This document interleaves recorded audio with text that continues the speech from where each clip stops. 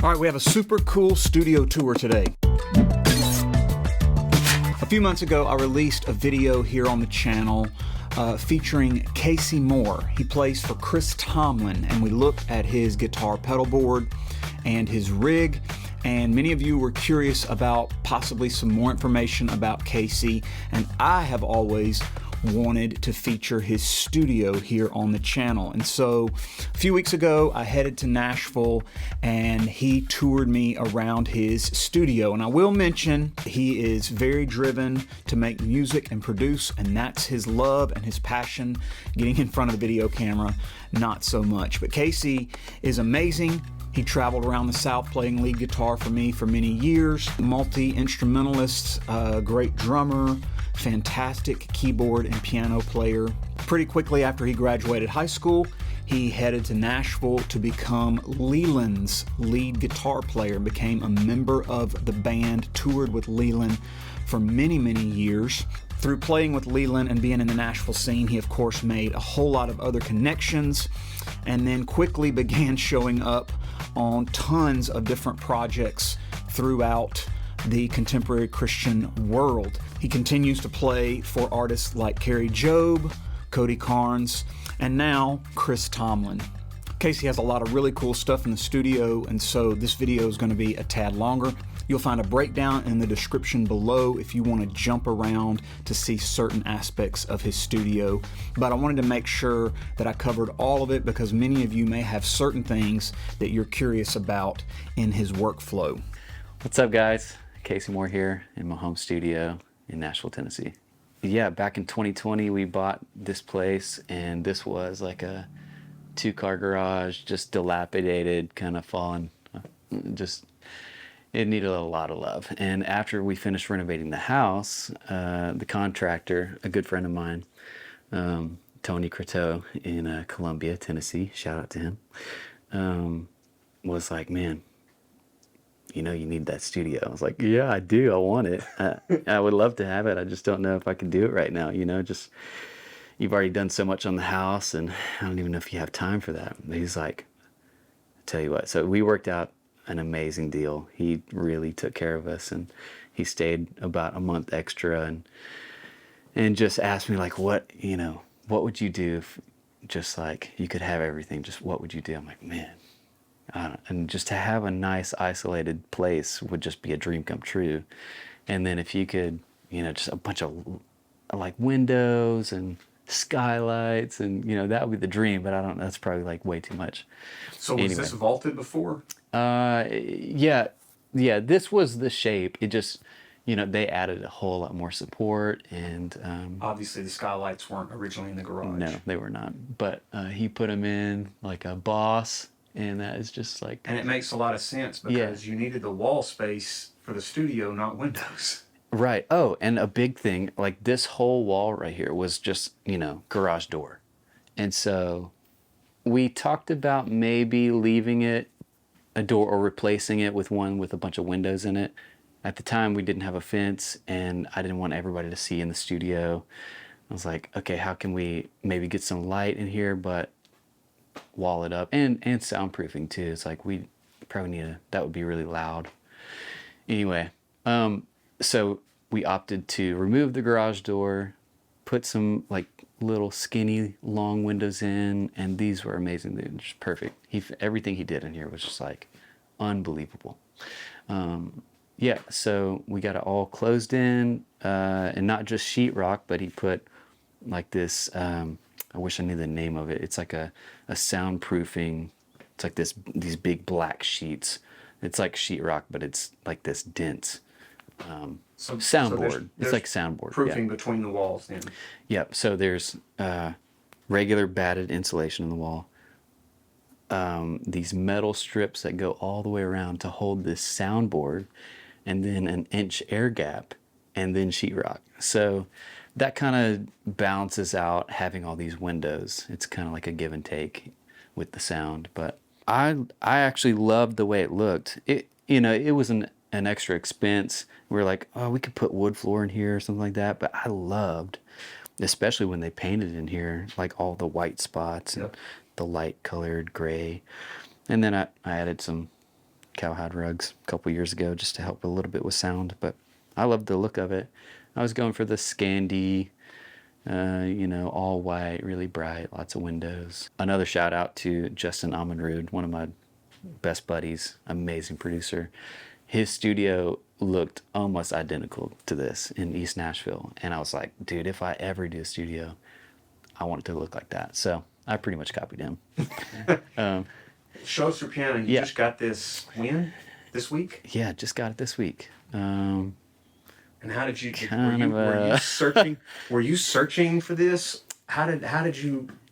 Yeah. You said it was at a piano store, but it's like U1, U3, just legendary upright pianos from Yamaha, and I'd always wanted one, but they're just so expensive, and I was just waiting for a good deal. And then my buddy Brenton Miles, we've been just both looking for one for a while, and he called me. He's like, man, that guy over at Miller Piano, he's got a great deal on U3 right now. It's all refurbished. This is from 85 or 86, and but it's all refurb, new strings, new felts, probably a bunch of other stuff that I don't even know about. But it was just one of those, like, this is a great deal, let's do it now. And at the same time, we were like, I had my old family piano in here, which looked really cool because we painted it white and it matched the studio, and it was such a cool vibe.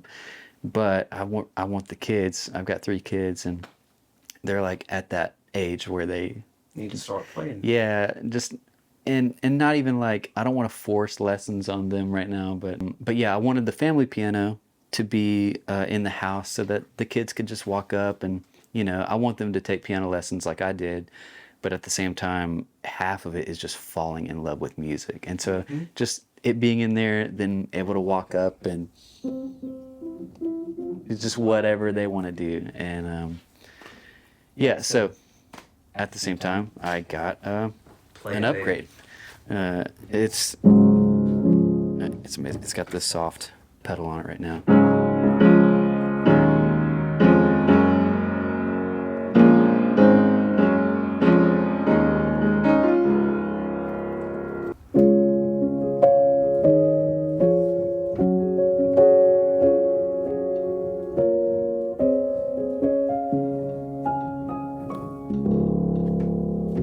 So I've got these little NT5s from Rode on it because they're just amazing little mics, cheap. And this was Earthworks? Earthworks, yeah, from a buddy of mine. Doing all kinds of shout outs in this video. My buddy Nicholas Poppin. Moving around the let me borrow that studio. Yeah, got the Mellotron here. I've had it for a couple years. There is nothing like the sound of a Mellotron. It's just so cool, especially this model.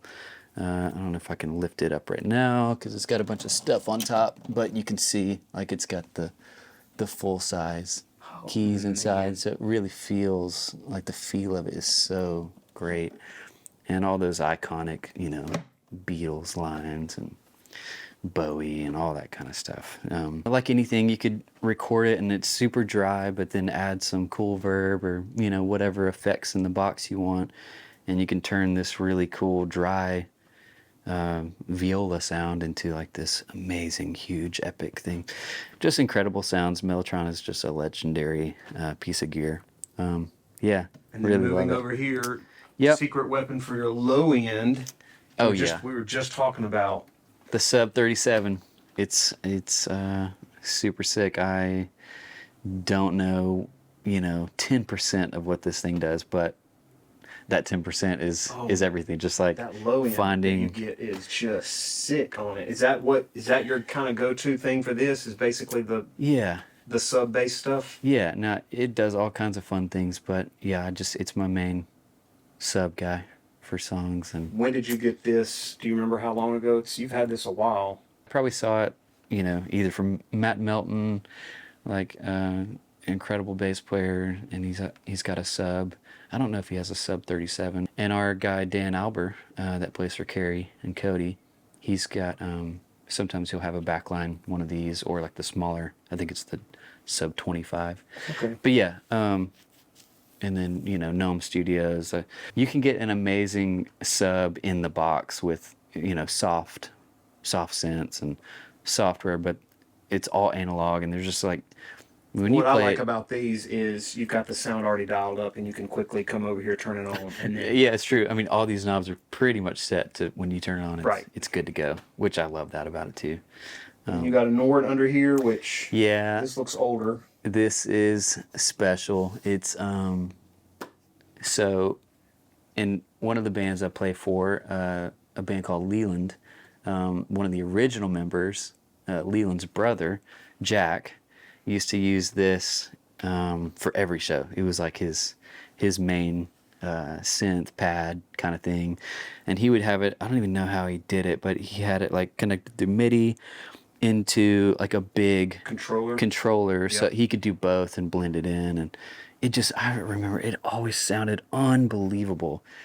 And it does, like, you just turn it on and it's just magic, just warm, amazing.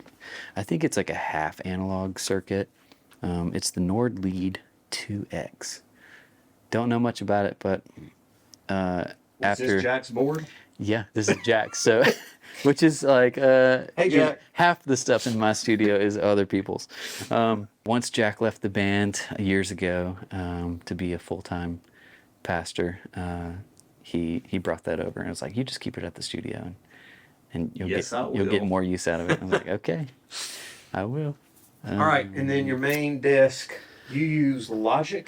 Yeah, I'm a Logic boy, you know. You've got a Keylab 61, which is your controller. I'm assuming this is what you play all of your synth stuff off, your virtual synths. Yes, the Arturia is super sick. And we were talking a little bit earlier. You got a stand-up desk that you bought on Amazon. You used to have one of those big console desks, and I remember years ago you said, it's too big. It's taking up too much space. Yeah, this being just one room in here, I don't have a ton of space. So, just trying to always think about how can I consolidate? How can I get rid of something to just open more space? This is kind of funny right now because this was down here. I moved it because I got this new chair from Stealth. Another shout out. And because I've got the standing desk, I was like, this might be really cool. Like if I just raise everything up, I can keep the chair tall. And usually my pedal board's right here. The guys just came to pick it up earlier because we have a show in a few days and I didn't want to fly with it. So Mac Studio. Yep. Focals, you got these years ago. Yeah, the Solo 6s are you came sick. into those well, from a used deal, and you were blown away. You were using something else before that. Remind me what you had. I had the little Neumanns, and they were awesome. I really sucked as a producer too, so I didn't know. Like I was just like trying to figure out low end, and I didn't have a sub. And then you borrowed some other ones for a while that were really awesome. So for a minute, like you said, I had the big Artisy desk. Is that what it's called? I think. And that was Brenton Miles. Right. And so he lives across the street. Best friend. Across the street, and we were like, dude, whenever we finish the studio, we're like, we're gonna do this together, and you know, and we tried to have our workflow, you know, and share the studio space, and then it was just like we both got so busy, and so Brenton had these Solo 6s, his own, that were in here, and I loved the sound of them, and with the matching sub, and so I just got used to them. Right. There's plenty of speakers that I wish, one day I'll upgrade. For now, I love these, and paired with the sub, is a game changer. Anyway, I've got the Apollo stuff. I'm still rocking that. It's been so faithful all these years. Got the X8 and the Twin working together, and then my only pre is a Pacifica. Yep. Which me and you had a story about that together. Yeah, there was one for sale back home in Memphis. I was gonna buy it off of him, and you beat me to it. I made an offer he couldn't refuse on Reverb. Then you got a racked. Man, I haven't seen a rack synth in a long time. Which I don't think they even sell those anymore. So I don't even know if I have it plugged. It's not even plugged in.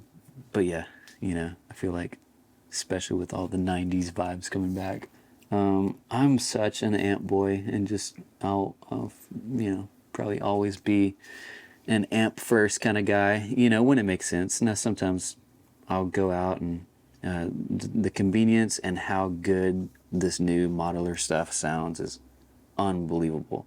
Like I've got some Tone X's that are incredible. I've got the Walrus AES1 that is like incredible.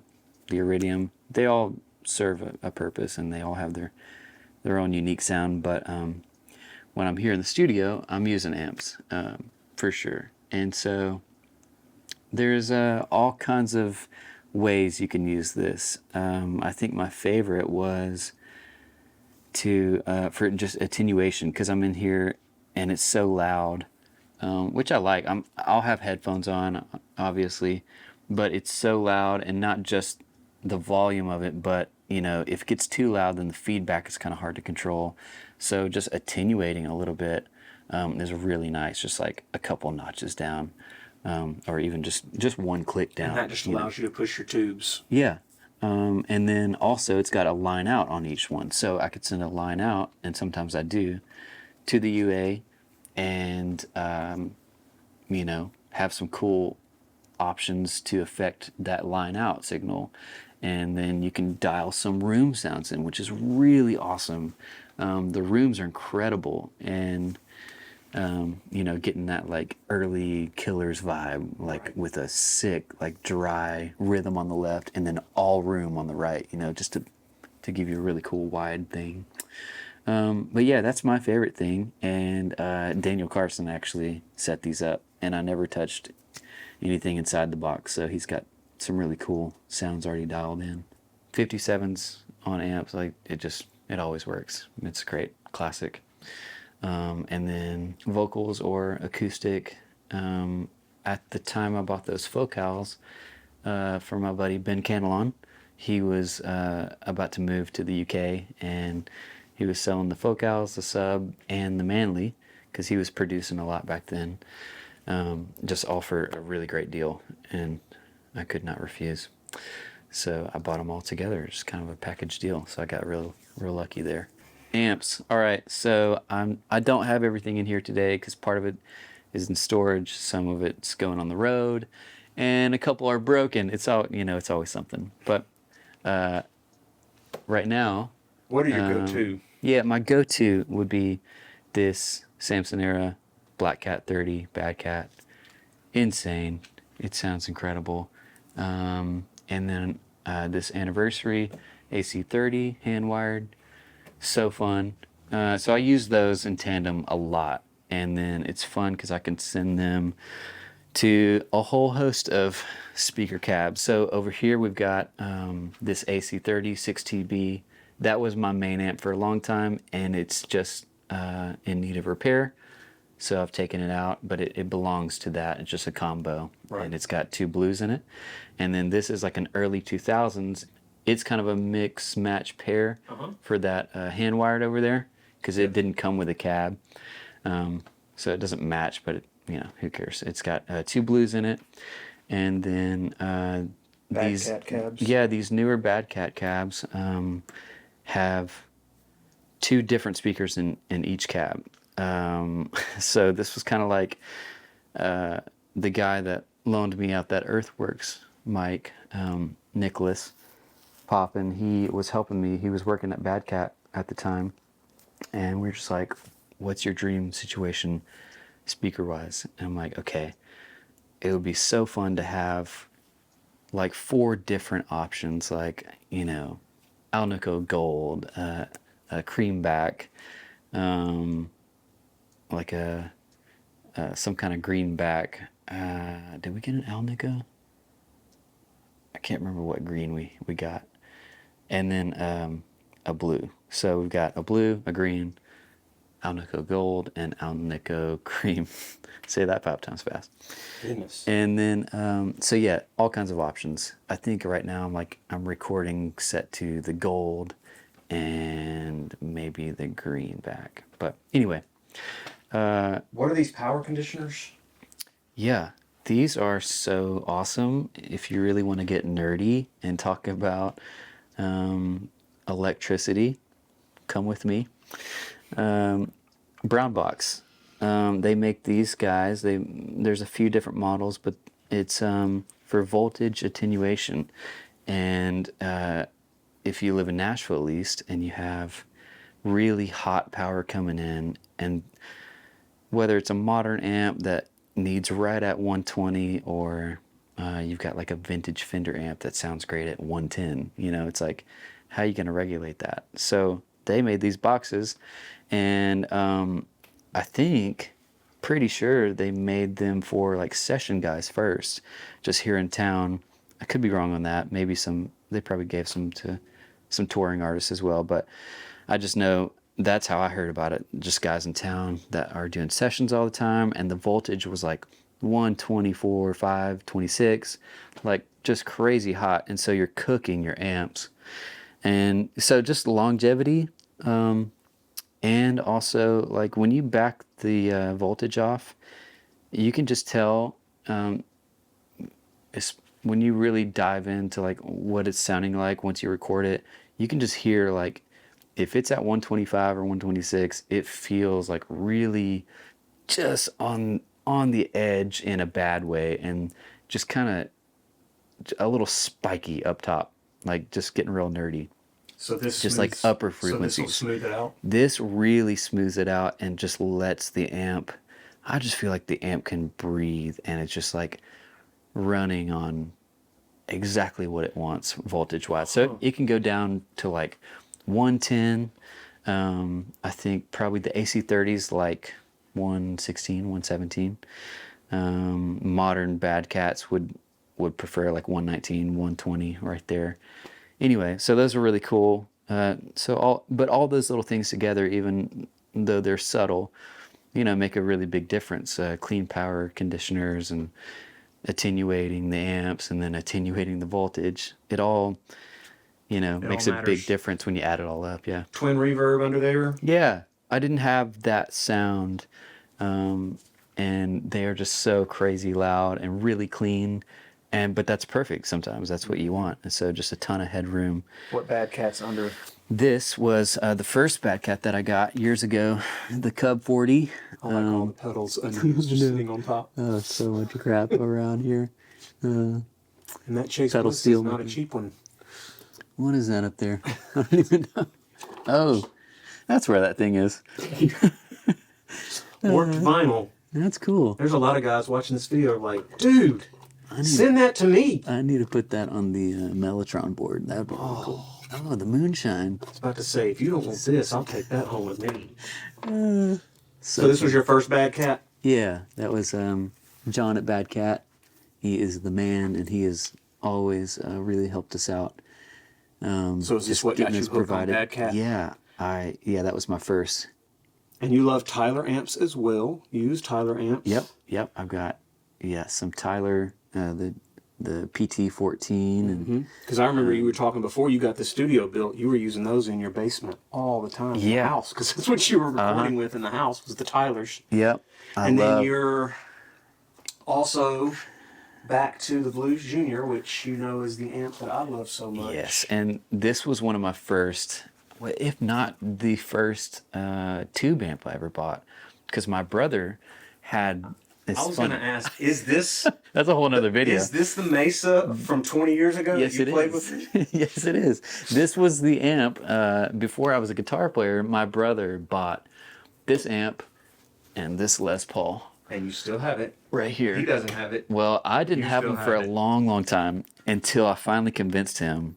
Back home, they were sitting in our grandparents' house, just sitting there collecting dust. And I'm like, dude, I would actually use these. Like, you asked? Yeah. I can't believe you didn't just load them in your car. Yeah, I tried to be diplomatic. And so I finally got them, which is super fun. But before I even started playing guitar, my brother bought this and that guitar. And that, it was in our house, and he never touched it. So we plugged this in, or Bo, I should say, plugged this into a dimmer pack in the floor of a church. Oh, that sounds right. And the voltage fried it, and he had to get the tubes replaced in it. That's so funny. And you used this amp for a long, long time. Oh, years. It was my main amp, and at the time I was like, I'll never get another amp. Like this is. They're great sounding. It's amps. that. I didn't realize you ever used a Blues Junior because I used the Blues Junior, and then I went to Orange. Yeah. And then I went to a couple of other amps, and then I came back to the Blues Junior. Never sold the Orange. I still love the Orange amp. I need an Orange in my life. But yeah, so you had one, and that's probably what inspired me to get one. So this is not the same one from years ago. This is like a newer one that I just got from Fender because I sold my other one years ago. But I was just like kind of chasing that old sound that I loved, and so getting this back, it inspired me to get another Blues Junior, and it's the newer one with the 50-watt speaker. It's just like so loud and clean and really cool. It must be hard deciding what you're going to use whenever you dial things honestly, up. It is sometimes, yeah. And then I can tell you, every one of these guitars has stories because a lot of them I know. Sure. But I'm pretty sure this is Leeland's guitar. Yes, it is. And you were playing it. You said you were sitting in a hotel and you started picking with your finger and found out that all of this was under it, and so you started trying to pick away. Like, I mean, this was already beat up, but then like the gold wasn't really showing yet. Like a little bit of white was, and then finally all this gold started coming off. I was like, oh, that's sick, and so I just started picking it up like a little kid. You played that one for a while, and then you This is the best sounding Strat I've ever heard in my life. It is a good sounding guitar, and it's got so much good wear on it. Sooth, they're still in business, rocking in Kansas City. This was all over like the Leeland Invisible album, and yeah, I mean, I've used it for so many things. It's funny, I met Josh, the guy that built this guitar. And I had a session one day, and I showed up, and he was the producer.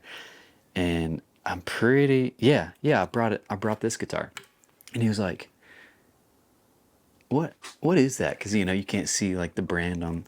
He's like, "What is that guitar?" I'm like, it's a Sooth guitar. It's like this small company from Kansas City." He's like, "I built that guitar." I was like, "What, you did?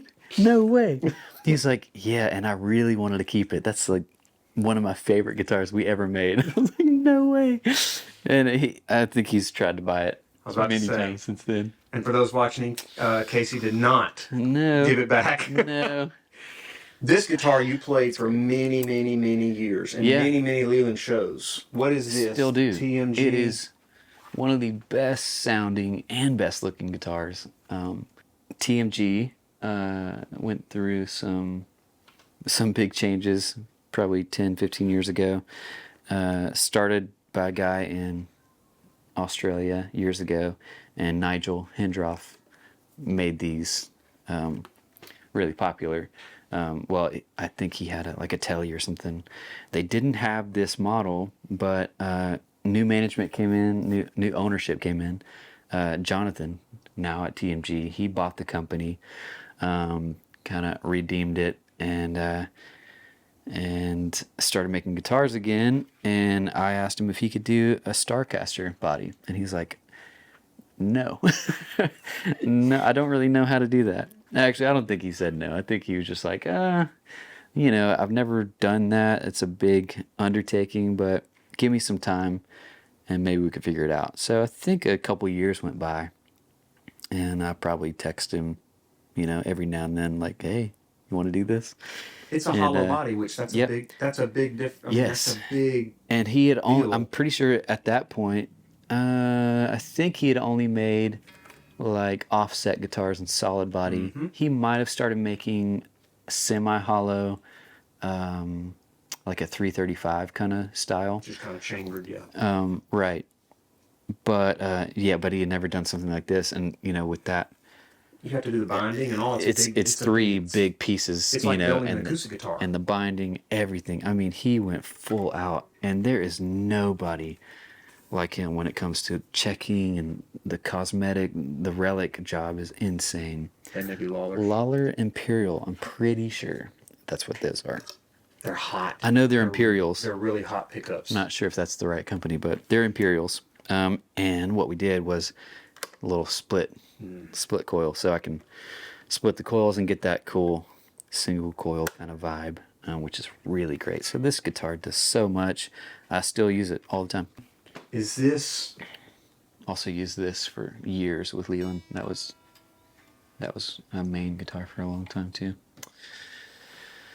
What Telecaster is this?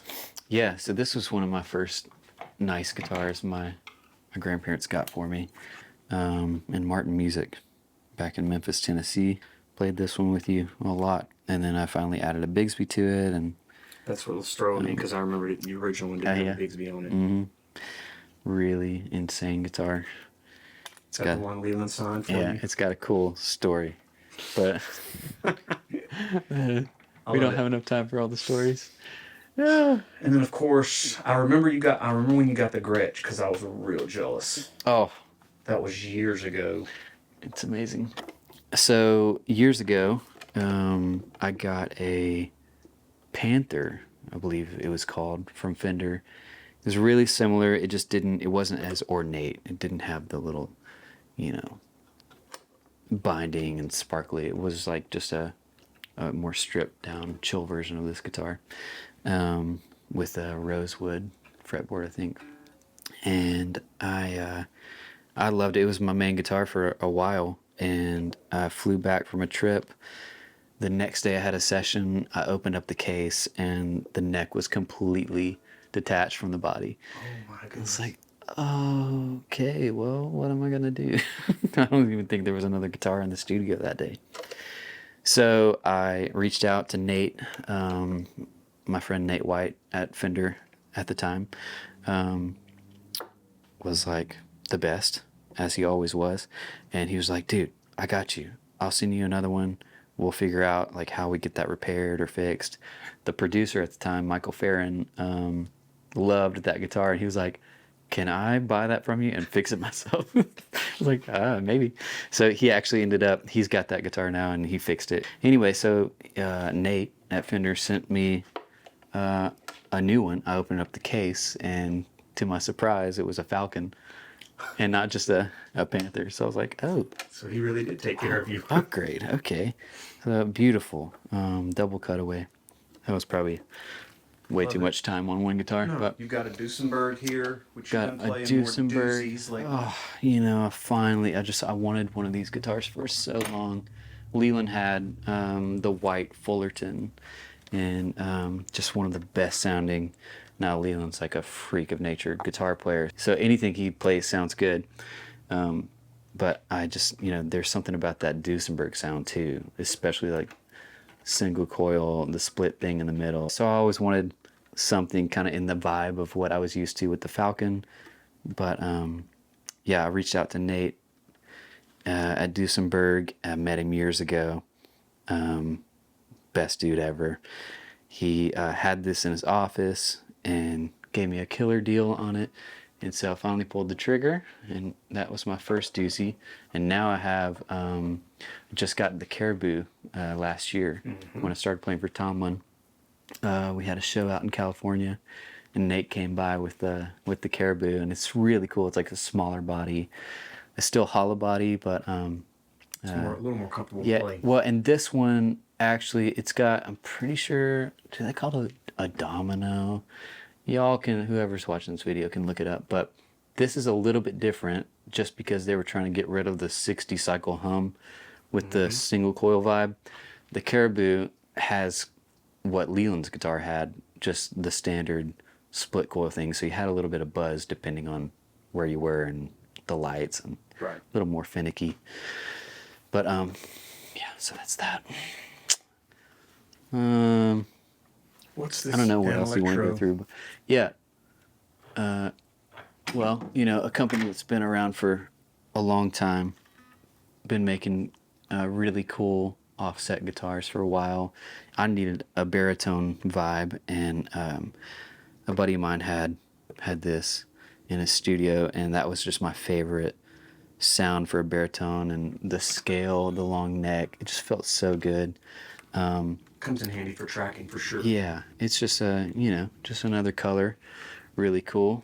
Nice tune it down and have some low low B or low A kind of stuff. And then you had that Gretsch years ago. I can't remember how long you've had that though. Yeah, long time. When I was still playing this Mesa with Leeland, and we were going in to track the Christ Be All Around Me EP, and I had just gotten this off of a trade. I think I had an old 57 reissue custom shop Strat. It was really cool. The seafoam green one. Yeah. Yes. Maple neck. And it was awesome. And I wish I still had it. But this guy wanted to do a straight trade. And it was a pretty good trade. Pretty even. Yeah. Such a cool guitar. This was like, you know, the James Duke guitar for How He Loves. When that song took off, and we saw that video of James playing this, it was like everybody wanted that guitar. And yeah, it is so great. It's amazing. Ebony fretboard. It's got the Filtertrons. Really cool. So this is just some more gear that I don't own. This is Kyle Lee, one of my best buds. He's produced the last 4 Leeland records. He had this in storage whenever he moved back from Texas to Nashville. You know, he just wasn't using it. It was like, if you want to take it to the studio, you can. It's like, of course. Yeah, dude. Let's load it up. Really cool. Just, you know, and classic. then the DX7. DX7. I bought this from a friend, Justin Ammanrud, that I was talking about earlier. Was there a sound in here that you really wanted, or you just wanted... No, but just like, you know, there's so many cool classic sounds in this thing. So for right now, it's so funny. I haven't tracked with it in a while, but one of my favorite things to do, because it's just like such a cool, it's just like a vibe when you turn it on. So let's turn it on. I don't have it plugged into the recording stuff, but I have it plugged into my granddad's old hi-fi. And that to me is just the coolest thing. So I've got to go into the tape input. Let's see. Oh yeah. And so it's, you know, going through the speakers over there.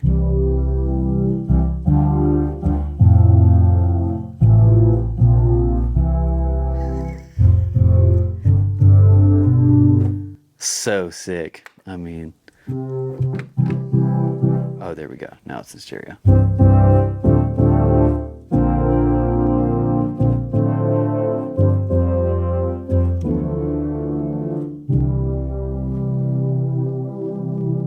Yeah, it's a vibe. So cool. So that's just fun for turning it on, getting a vibe, riding, and then of course, like, if we get something that we love, we'll track it. But well, thanks for coming by, for checking out the studio, and I think Mark will list some links to maybe gear or contact if you need it or want it or have any questions. Feel free to drop them, and I'll check them out here and there and try to answer them for you. Thanks for watching the video. If you haven't subscribed to my YouTube channel, please consider doing so. I'm trying to build the channel up, and that would help me greatly. We'll see you on the next one.